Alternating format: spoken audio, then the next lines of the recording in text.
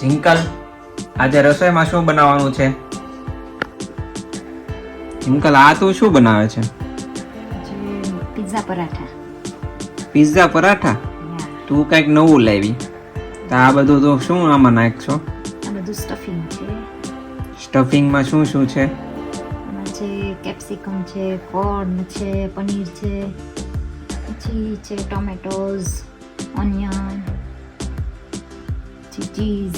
તો આ તમે પહેલી વાર ટ્રાય કરો છો કે તમે પહેલા બનાવેલા છે? It's first time. First time. Yeah good. આ જોવામાં તો બહુ સારું લાગે છે. આને શું ડબલ પડમાં કરવાનું?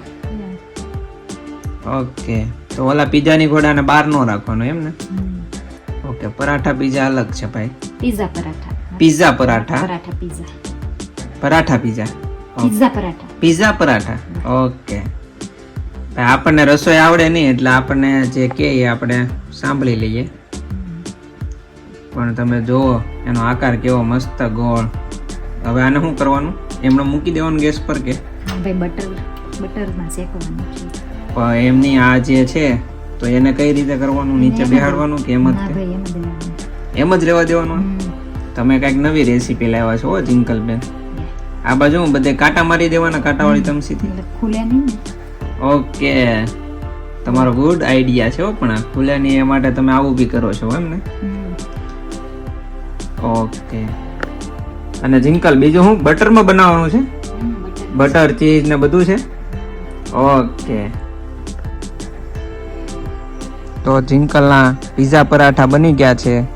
તો હવે આપણે આનો ટેસ્ટ કરીએ.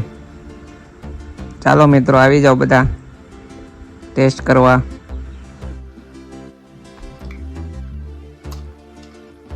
બહુ જોરદાર ટેસ્ટ છે.